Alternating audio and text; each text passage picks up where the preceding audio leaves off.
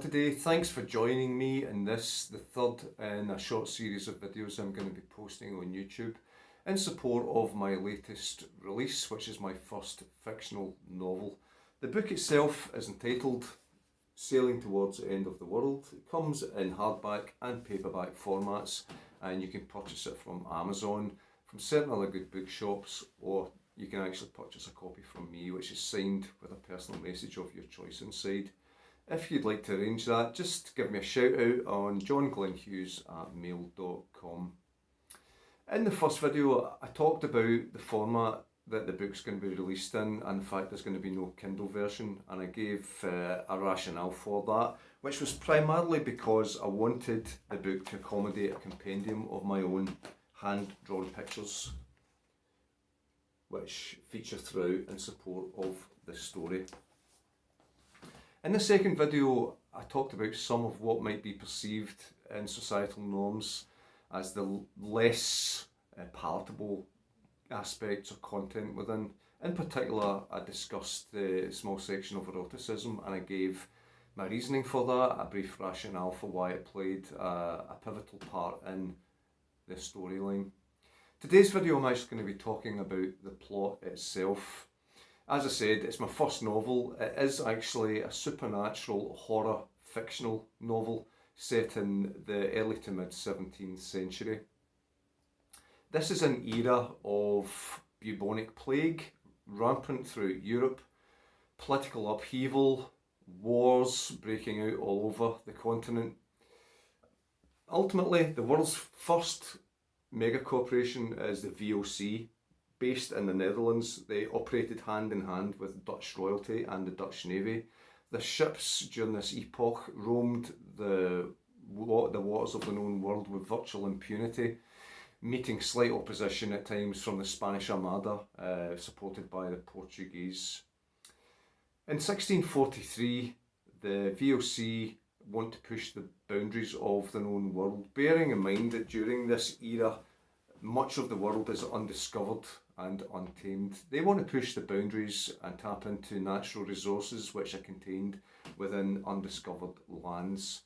They tasked their most notable and famous captain, Captain Abel Talman, with this.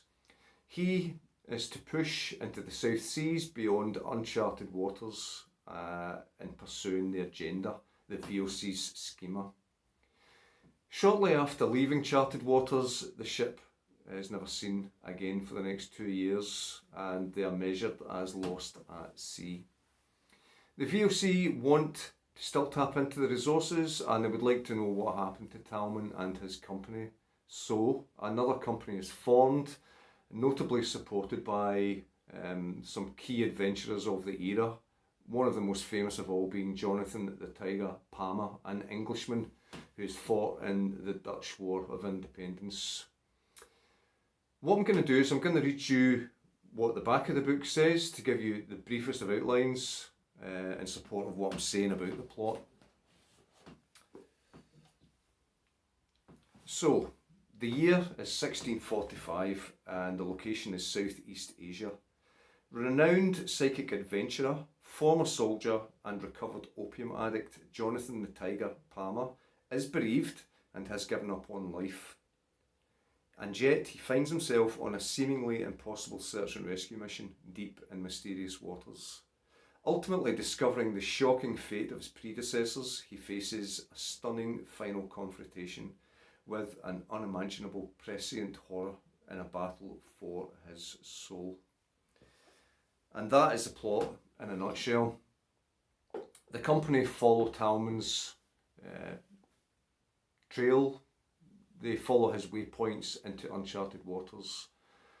What ensues is a series of battles to survive, to prevail, incredible hardships, and ultimately their lives aren't just at threat, it's their very souls themselves. That is the main plot of the story. The subplot is that the book is also a love story, centering principally on Palmer's deceased wife.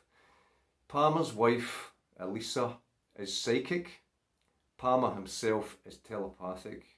The bond, or so it seems, prevails life and death itself. It's a love story, a story of ultimate love, adulation, and how it transcends death itself.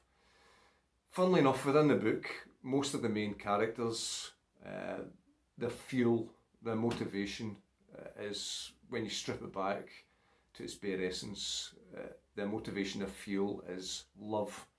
And I will explore that when I look at some of the characters individually and then compare and contrast the interplay between them throughout the story.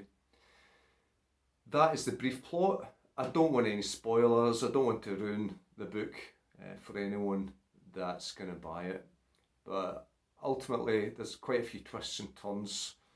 I think there's enough there to keep the most avid bookworm happy.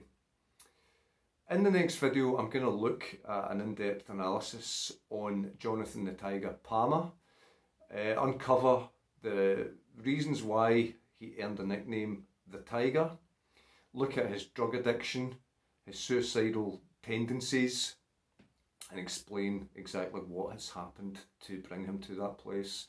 I'm also going to be looking at one of his main collaborators, who's also on board, the younger Belgian explorer Deuce Van Beer. I'm going to look at a compare and contrast between the two and talk about how they are two sides of the same coin. They are opposites, but the interplay reveals there's a strong interdependence between these two main characters. Anyway, that's it for today. Trying to keep the videos brief, trying to keep them informal. I hope you like this, and I hope you join in the next video. Until then, take care.